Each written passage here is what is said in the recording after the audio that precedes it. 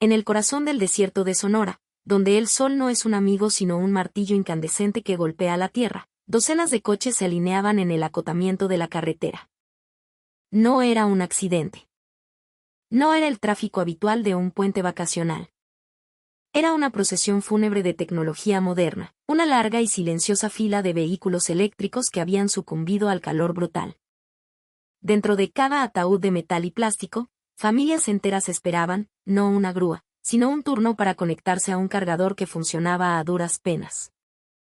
El aire vibraba, no por el rugido de motores, sino por una mezcla de ira, desesperación y el zumbido lastimero de los sistemas de emergencia.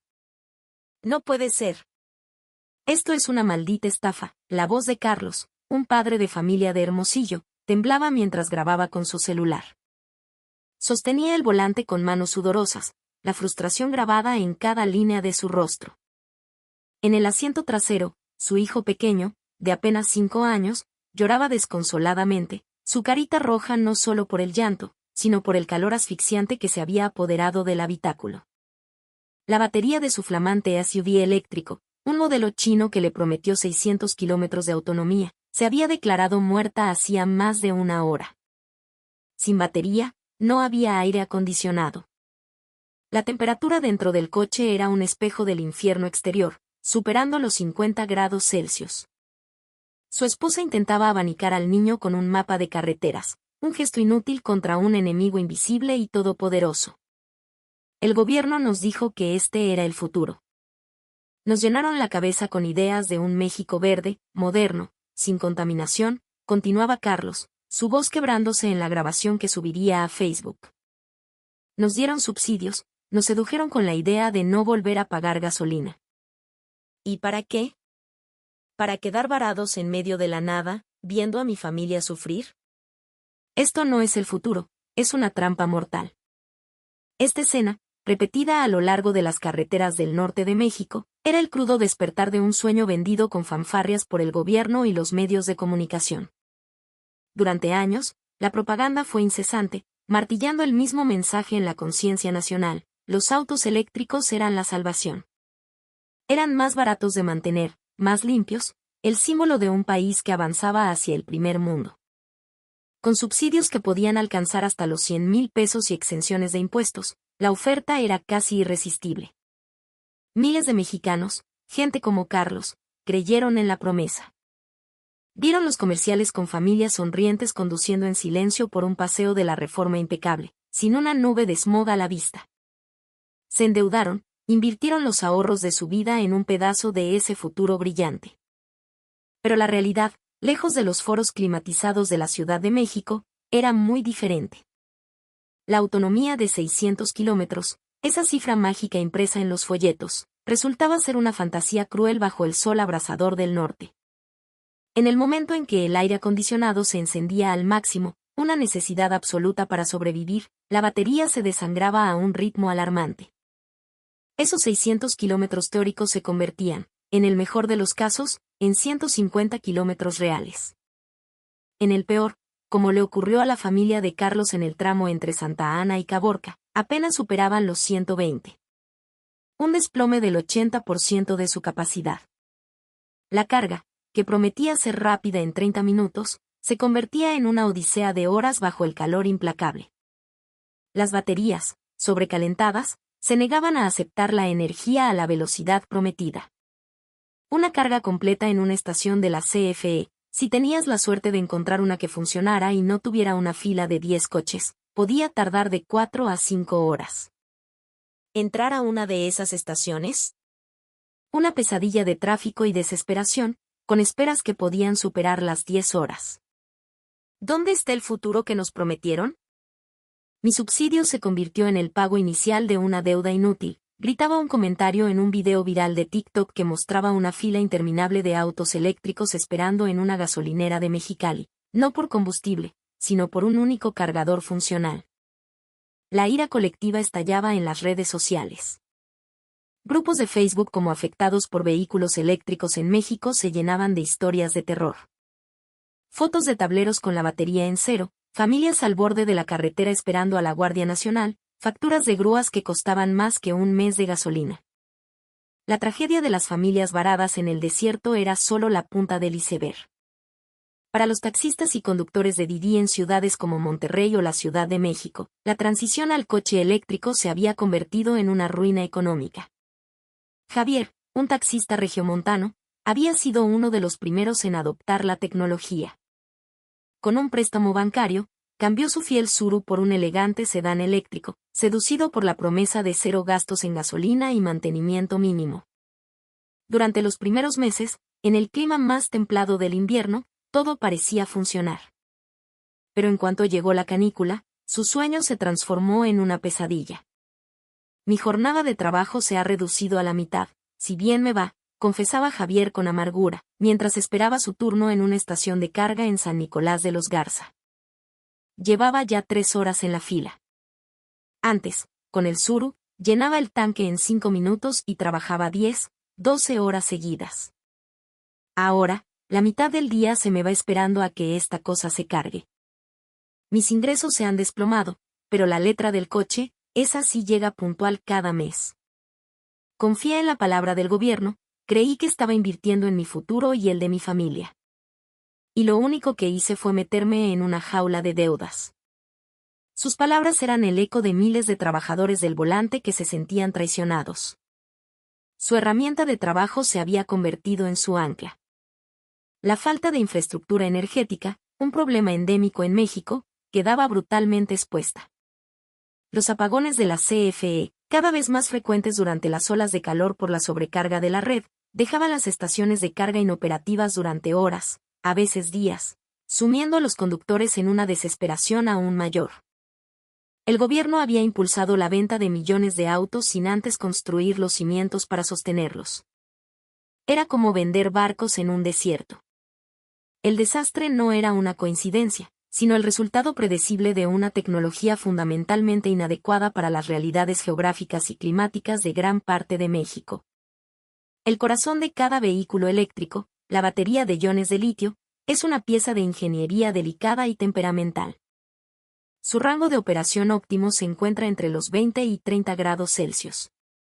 En el frío extremo, como se había visto en China o Canadá, su rendimiento se desploma. Pero el calor extremo es un enemigo aún más insidioso. Las altas temperaturas no solo reducen drásticamente la eficiencia de la carga y descarga, sino que degradan permanentemente la química interna de la batería, acelerando su envejecimiento y acortando su vida útil de forma irreversible. El calor del norte de México, ese sol que puede freír un huevo sobre el cofre de un coche, estaba literalmente cocinando las baterías desde adentro. Esta cruda realidad generaba un círculo vicioso. Para combatir el calor sofocante del exterior, el aire acondicionado debía funcionar a su máxima potencia, consumiendo una cantidad masiva de energía. Este consumo masivo no solo aniquilaba la autonomía, sino que generaba aún más calor en el paquete de baterías, acelerando su degradación. Era una espiral de muerte para la tecnología. Los propietarios de vehículos eléctricos en lugares como Sonora, Baja California o Nuevo León estaban descubriendo, de la peor manera posible, que sus coches no eran prácticos. Estaban aprendiendo que el coche de gasolina, ese viejo y ruidoso demonio contaminante, era, irónicamente, la única opción fiable. Hubiera preferido seguir con mi bocho. Al menos ese nunca me dejaba tirado, se leía en un meme que se compartía miles de veces, mostrando un viejo Volkswagen Escarabajo remolcando a un moderno y carísimo auto eléctrico. El sentimiento era claro, un retorno a lo probado, a lo funcional, a la practicidad mexicana frente a las fantasías importadas. La gente no estaba en contra del medio ambiente, estaba en contra de ser el conejillo de Indias de una política mal planificada y una tecnología inmadura. Ante la creciente ola de indignación, la respuesta de las autoridades y los fabricantes fue, en el mejor de los casos, tibia y evasiva. Comunicados de prensa de la Secretaría de Energía hablaban de desafíos inesperados y prometían acelerar la instalación de más puntos de carga. Los fabricantes chinos, que habían inundado el mercado con modelos asequibles, se escudaban en la letra pequeña de las garantías, que a menudo excluían los daños causados por condiciones climáticas extremas.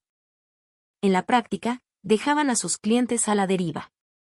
La solución de un concesionario a un cliente cuya batería se había degradado un 40% en un solo verano. Intente no usar el aire acondicionado tan fuerte y estacione en la sombra.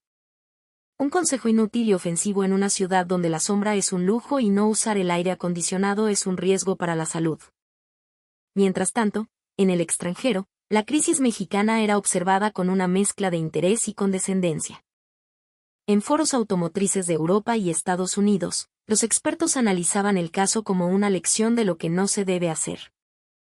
México es el ejemplo perfecto de cómo una política de electrificación forzada sin la infraestructura adecuada está destinada al fracaso, comentaba un analista en una revista alemana. Señalaban que los países nórdicos, a pesar de su frío, habían invertido miles de millones en redes de carga robustas y en educar a los consumidores sobre las limitaciones reales de la tecnología. México, en su prisa por parecer moderno, se había saltado todos los pasos cruciales. Algunos señalaban que fabricantes como Chazo incorporaban sistemas de gestión térmica mucho más sofisticados, con bombas de calor y refrigeración líquida activa para proteger la batería. Pero el precio de un Chazo estaba fuera del alcance de la inmensa mayoría de los mexicanos.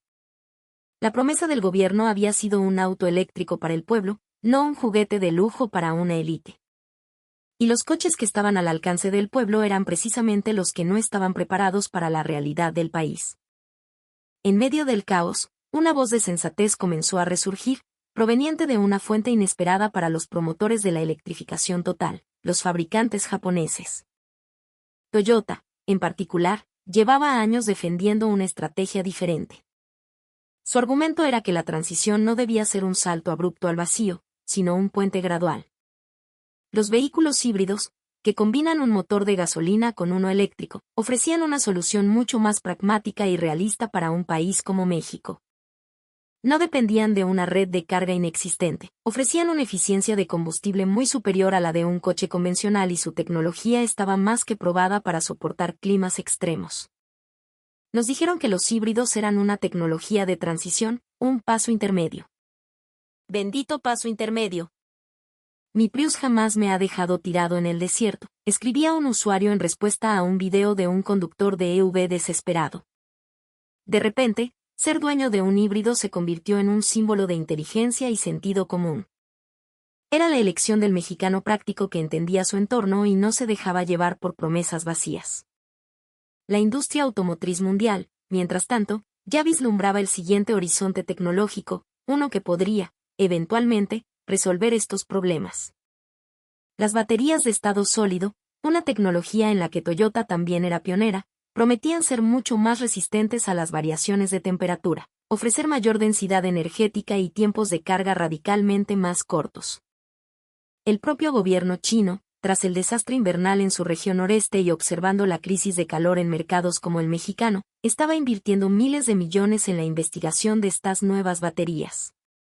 Gigantes como BYD y NIO ya estaban en una carrera para desarrollar sus propias versiones. Pero esa era una promesa para el futuro, quizás para 2027 o 2030, si las predicciones más optimistas se cumplían. Para Carlos, atrapado en su coche horno en una carretera de Sonora, para Javier, viendo cómo su negocio se desmoronaba en una fila de carga en Monterrey, ese futuro estaba a 1.000.000 de kilómetros de distancia. Ellos vivían en el presente, un presente en el que habían sido engañados. El sol finalmente comenzó a descender sobre el desierto, pintando el cielo de naranjas y púrpuras violentos, pero sin ofrecer alivio del calor. La larga fila de autos eléctricos seguía allí, un monumento a una promesa rota. La pregunta flotaba en el aire denso y pesado, en la mente de cada persona atrapada en esa pesadilla tecnológica. ¿En qué habíamos creído? ¿Fue un error bien intencionado o fuimos víctimas del engaño del siglo? La crisis de los autos eléctricos en el calor de México no es solo una historia sobre baterías y cargadores. Es una historia sobre la desconexión entre las políticas dictadas desde una oficina con aire acondicionado en la capital y la vida real de la gente en el resto del país. Es un recordatorio de que la tecnología, por muy avanzada que parezca, debe servir a las personas y adaptarse a su realidad, no al revés. Mientras los políticos siguen hablando de un futuro eléctrico y sustentable, millones de mexicanos han aprendido una lección amarga y costosa. Han descubierto que, a veces, el camino al infierno está pavimentado no solo con buenas intenciones, sino con subsidios gubernamentales y promesas de un futuro que nunca estuvo listo para llegar. Y ahora, con la furia creciendo en cada rincón del país, se preguntan quién pagará por los platos rotos de este sueño eléctrico